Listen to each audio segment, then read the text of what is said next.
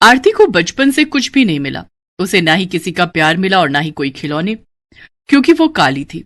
दूसरी तरफ आरती की सौतेली बहन पायल को सब कुछ मिला। वो गोरी थी और उसके माता पिता उससे बहुत प्यार करते थे।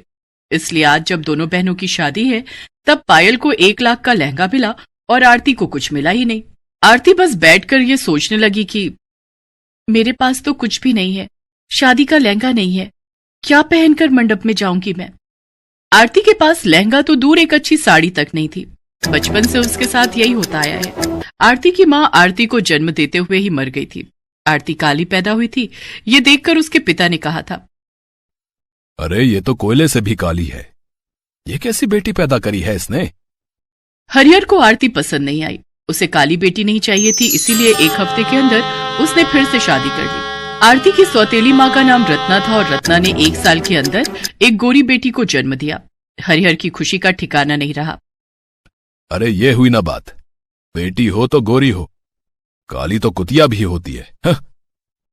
हरिहर ने उसका नाम पायल रखा और पायल को माँ बाप दोनों का प्यार मिलने लगा। आरती को मिला तो सिर्फ और सिर्फ घृणा।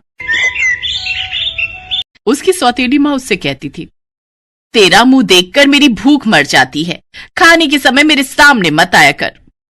रत्ना, हरिहर और पायल एक साथ एक परिवार की तरह इकट्ठे बैठकर खाते थे, लेकिन आरती को वहां जगह नहीं मिलती थी।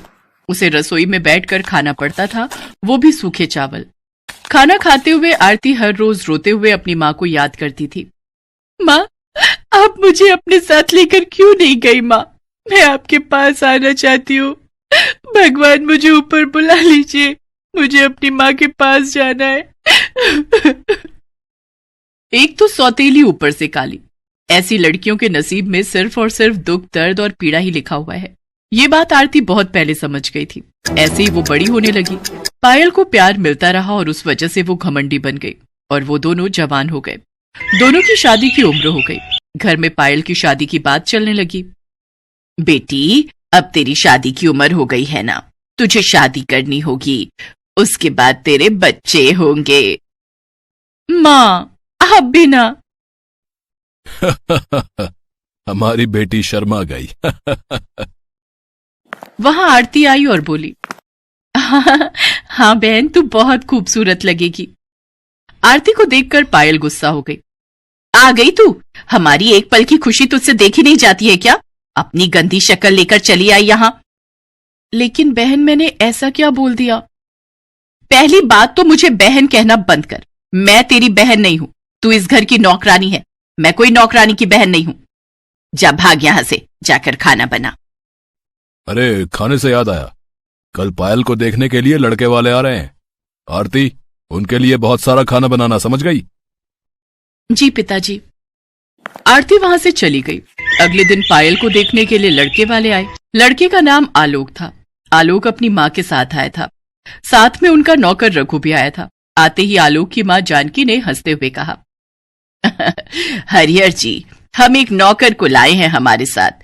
आपको कोई तकलीफ तो नहीं है? वो बात ऐसी है कि हम उसके बिना कहीं जा नहीं सकते। नहीं नहीं, कोई बात नहीं जी, आइए आइए, अंदर आइए।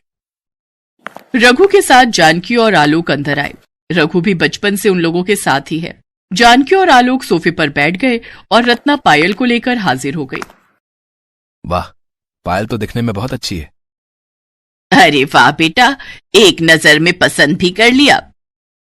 वो लोग बैठकर गप्पे शप्पे लड़ाने लगे और तभी आरती खाना लेकर आ गई। ये लीजिए, आप लोगों के लिए खाना लाई हूं, खा लीजिए, नहीं तो ठंडा हो जाएगा। हरिहर जी, ये कौन है? ये हमारे घर की नौकरानी है। अच्छा, पायल बेटी, तुम्हें खाना बनाना आता है ना? पायल को खाना बनाना नहीं आता था, इसीलिए वो चुप रही। जानकी और आलोक ने आरती का बनाया हुआ खाना खाया और उन लोगों को बहुत अच्छा लगा।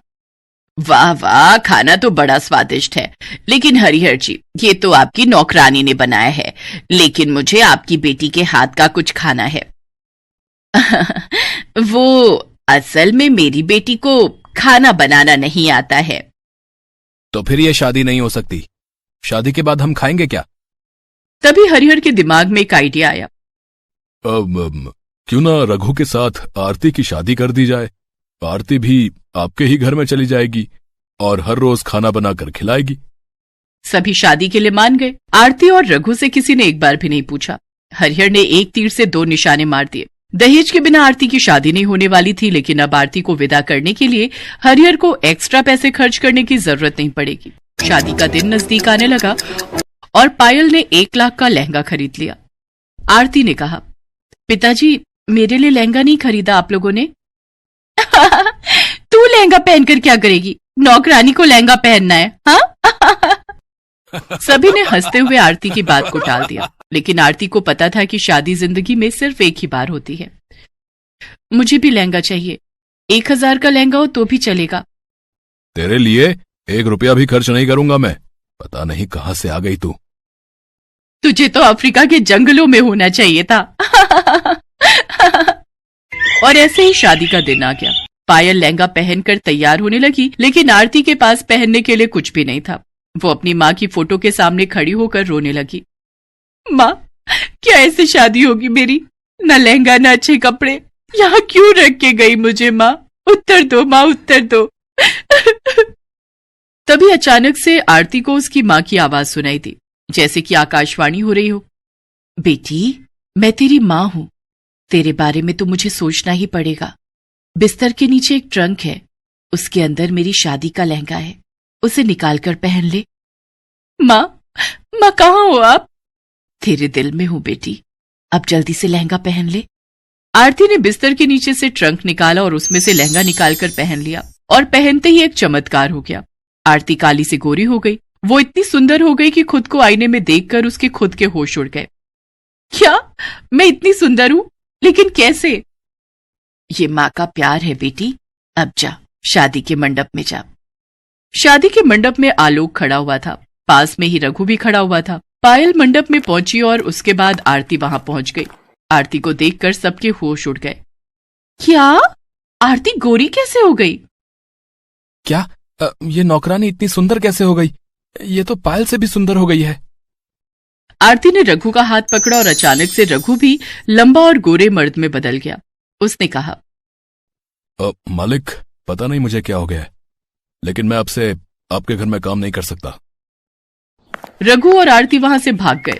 उन दोनों ने कहीं और जाकर मंदिर में शादी कर ली। यहाँ जानकी और आलोक को जब पता चला कि आरती हरिहर की नौकरानी नहीं बेटी है, तब उन्होंने शादी से इनकार कर दिया। पायल अंदर से टूट गई। अपनी माँ के आशीर्वाद से आरती ने रघु के साथ बहुत दूर जाकर घर बसाया और वो दोनों लहंगा बनाकर बेचने लगे। इस तरह वो दोनों एक खुशहाल जिंदगी बिताने लगे और यहाँ पायल से किसी ने शादी नहीं की। वो 1 लाख का लहंगा लेकर पूरा जीवन कुंवारी ही रह गई।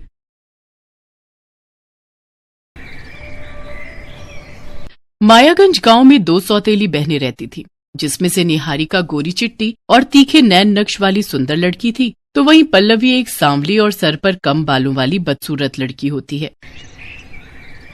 माँ, बालों में लगाने वाला तेल कहाँ है? पल्लवी, क्यों तू बेकार में हमारा तेल और शैम्पू खर्च करके अपने इन बचे खुचे 4 बालों को बचाने की कोशिश कर रही है? वैसे एक बात कहूँ, भगवान ने भी तुझे बड़ी जल्दी में बनाया होगा, तभी तो काली पीली शक्ल के साथ सिर पर ये 4 बाल देकर भेज दिया। निहारिका, तुझे मेरा मजाक उड़ाकर क्या मिलता है? मुझे तो बड़ा मजा आता है। अच्छा सच बता, मेरी खूबसूरती देखकर तुझे जलन तो बड़ी होती होगी ना, है ना? क्यों, सच कहा ना मेरी सौतेली काली बहन? पल्लवी लगातार अपनी सौतेली बहन के तीखे तानों को सुन रही थी। उसके मन की कुड़हन उसकी डबडबाई आंखों से बाहर आ रही थी, मगर वो सिर्फ मुंह खोकर उसकी सारी बातें सुन रही थी, क्योंकि स्वाभिमान के हक में जुबान खोलने की संजीदगी उससे छीन ली गई थी। वो बिना कुछ कहे अपना बैग लेकर कॉलेज चली जाती है। वहां पहुंचकर उसके कॉलेज की लड़कियां उसका मजाक उड़ाते हुए कहती हैं, देखो देखो आ गई काली कलूटी अपने बॉय कट बालों के साथ रैम्प वॉक करती हुई। इसके झड़ते बाल देखकर तो मुझे शक है कि कहीं कैंसर के कीड़े इसके बाल ना खा रहे हो। ऐसी लड़की को तो कॉलेज से बाहर निकाल फेंकना चाहिए। कॉलेज के सभी लड़के लड़कियों से नापसंद करते थे और उसका कॉलेज में आने पर विरोध करते थे, जिसके कारण वो सभी उसके ऊपर टमाटर फेंक कर मारते हैं। इसके झड़ते बाल, इसके अंदर जरूर कोई बड़ा रोग पल रहा है। प्लीज मत मारो, मुझे सच में कोई बीमारी नहीं है, मुझ पर ये अत्याचार मत करो। चल झूठी, तेरे ये झड़ते बाल जरूर कोई तो रोग है तुझे। अरे ओ काली चुड़ैल, ये लाल पीली होकर कहाँ से आ रही है? तभी निहारिका भी कॉलेज से घर आ जाती है और कहती है, माँ, मैंने सुना है कि इस काली कलूटी को कैंसर है। कैंसर मैं तो कहती हूँ माँ इसे घर से चलता करो, वरना ऐसा ना हो कि इसका कैंसर का रोग हमें ही लग जाए। नहीं माँ, मुझे मत निकालो, आप लोगों के अलावा मेरा है ही कौन, मैं कहाँ जाऊंगी? कहीं भी जाकर मर, हमें क्या? वैसे भी इस बदसूरत शक्ल से और कम बालों के साथ कौन ब्याह करेगा तुझसे? ताउम्र हमारी छाती पर ही बोझ रहेगी। चल अब निकल यहाँ से। बिल्कुल सही कहा माँ, इसे तो धक्के मारकर बाहर करो। फिर वो दोनों धक्के मारकर बेचारी पल्लवी को निकाल देती हैं। पल्लवी रोती हुई जंगल की ओर चली जाती है। काश कि मैं पैदा होते ही मर जाती। ये काला रंग और कम बाल तो मेरे लिए श्राप बन गए हैं। हर कोई मुझसे नफरत करता है। आज कॉलेज में मुझ पर वार हुआ है। सौतेली माँ ने भी घर से निकाल दिया। कल को समाज वाले भी मेरा बहिष्कार कर देंगे। माँ तुम कहाँ हो? क्या तुम्हें अपनी बेटी पर जरा भी दया नहीं आती? मेरा दुख क्यों नहीं देख पा रही हो तुम? पल्लवी का दुख उसकी आंखों से लगातार बह रहा था। सूरज ढलने के साथ ही अंधेरा छा जाता है और पल्लवी एक पेड़ के नीचे बैठी वहीं जंगल में सो जाती है। तभी वो खुद को ढेर सारे तारों के बीच आसमान में देखती है, जहाँ उसे अपनी मरी हुई माँ आशा नजर आती है। माँ, आप अपनी बेटी को छोड़कर कहाँ चली गई थी? आप नहीं जानती कि वो सौतेली माँ और बहन मुझ पर कितना जुल्म करती है। ये दुनिया बहुत ही मतलबी और स्वार्थी है माँ। मुझे अब एक पल भी यहाँ नहीं रहना। मुझे भी अपने साथ ले चलो। पल्लवी बेटा, मैं तुझे लेने नहीं बल्कि इस ओछेपन को मिटाने आई हूँ जिसने तेरे इस मन को घेर रखा है। तभी आशा के अंदर से एक तेज प्रकाश उत्पन्न होता है और वो पल्लवी के अंदर समा जाता है। उस तेज प्रकाश के पल्लवी में समाते ही उसके सिर पर लंबे घने रेशमी बाल आ जाते हैं। साथ ही उसका रंग गोरा हो जाता है। अपने इस नए रूप में पल्लवी बेहद खूबसूरत लग रही थी। तभी आशा कहती है, पल्लवी, ये लंबे बाल अब तुम्हारा स्वाभिमान और श्रृंगार है, और अब जब कभी भी तुम इनसे मदद मांगोगी तो ये बढ़ चढ़कर तुम्हारी मदद करेंगे। अरे वाह, मेरे बाल तो सचमुच के लंबे बाल हो गए हैं और मेरा रंग भी गोरा हो गया। अब तो मुझे वापस अपने घर जाना चाहिए। कुछ देर बाद वो अपने घर पहुंचती है। वहां पहुंचकर जैसे ही उसकी सौतेली माँ और बहन उसके लंबे घने बालों और गोरा रंग देखकर हैरान हो जाते हैं। माँ, निहारिका, देखो मेरे बाल लंबे हो गए हैं। कल रात में जंगल में सो रही थी तो मेरी माँ मेरे सपने में आई और उन्होंने अपनी शक्ति से मुझे ये जादुई लंबे बाल दिए हैं। क्या जादुई लंबे बाल? पहले तू हमें अपने इन जादुई बालों से कोई करामात करके दिखा, तो ही यकीन होगा हमें। ए मेरे जादुई लंबे बाल, दिखा दे अपना कमाल। जैसे ही पल्लवी ऐसा कहती है तभी उसके बालों से एक प्रकाश उत्पन्न होता है और उसमें से ढेरों नोटों की गड्डियां निकलने लगती हैं। अरे वाह मेरी पल्लवी, मेरी बच्ची, मैं तो तुझे बेकार ही खोटा सिक्का समझती थी। लेकिन तू तो खजाना निकली। मेरी बच्ची इन बालों के साथ और गोरे रंग के साथ कितनी खूबसूरत लग रही है। नजर ना लगे मेरी लाडो को किसी की। बेटा, जो भी हुआ उसे भूल जा। देख, परिवार में तो ये सब चलता ही रहता है। अब तो तू यहीं रहेगी हमारी। जादुई लंबे बालों के कारण अब पल्लवी को वो सभी सुख मिलने लगे जिसकी उसने मात्र कल्पना की थी। अब तो वो अपनी सौतेली माँ की चहेती बन चुकी थी। एक रोज जब पल्लवी अपनी माँ के साथ मंदिर से लौट रही थी तो उसको एक औरत मिली जिसे कोढ़ था। कोई मेरी मदद करो। क्या हुआ माँ जी, क्या परेशानी है आपको? अरे पल्लवी, हाथ मत लगा इस बुढ़िया को। देख नहीं रही इसे कोढ़ है, कहीं तुझे न फैला दे। और अगर एक बार कोढ़ हो गया तो पूरे शरीर में फैलते देर नहीं लगती फिर। कुछ नहीं होगा मुझे माँ, डरो मत। बेटा, मुझे इस कोढ़ ने जकड़ रखा है। मैं हर रोज इससे सड़ कर मर रही हूँ। मुझे इस रोग से मुक्ति दिला दे और एक नया जीवन दे दे। ऐ मेरी जादुई लंबे बाल, जरा दिखा तो अपना कमाल। जो ये चाहती हैं वो इन्हें मिल जाए। तभी उसके बालों से एक रोशनी उत्पन्न होती है जिसमें से दूध में गुलाब और गंगा जल मिली हुई धारा उस कोढ़ी औरत पर जा गिरती है और देखते ही देखते उसका सारा कोढ़ खत्म हो जाता है और वो पूरी तरह स्वस्थ हो जाती है। तुम्हारा बहुत बहुत शुक्रिया बेटा, आज तेरी वजह से मुझे नया जीवन मिला है।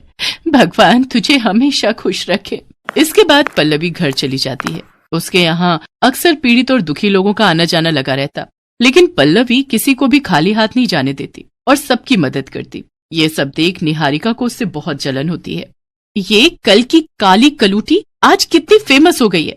जब से इसके लंबे लंबे बाल के आए हैं इस महारानी के तो ठाठ ही बदल गए। लेकिन आज रात में इसके इन लंबे बालों को काट ही दूंगी, तभी इसकी सारी हेकड़ी खत्म होगी। रात को जब पल्लवी अपने कमरे में सो रही होती है तो निहारिका कैंची लेकर उसके बालों को काटने के लिए आती है, लेकिन जैसे ही वो उसके बालों को छूती है तो कैंची उल्टा उसी के बालों को काट देती है और वो पूरी तरह गंजी हो जाती है, जिसे देखकर वो चिल्लाते हुए कहती है, मेरे बाल, ये क्या हो गया मेरे साथ? मैं तो गंजी हो गई।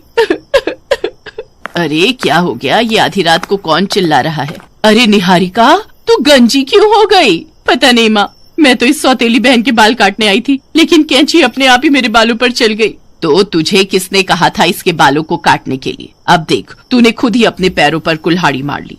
निहारिका, काश तुम समझ पाती कि जलन सिर्फ नुकसान ही करती है। मैंने तो हमेशा तुझे अपनी सगी बहन की तरह प्यार किया है, लेकिन तुमने हमेशा मुझसे बैर रखा और अपने अंदर अंगार भरती रही। इसी कारण आज तुम्हें ये सजा मिली है। पल्लवी की बात सुनकर निहारिका का सिर शर्म से झुक जाता है और वो फूट फूट कर रोते हुए पल्लवी से माफी मांगती है। पल्लवी उसे क्षमा कर देती है और अपने जादुई लंबे बालों से उसके सिर पर फिर से बाल ला देती है। इसके बाद कामना और निहारिका पल्लवी को खूब प्यार और सम्मान देने लगे।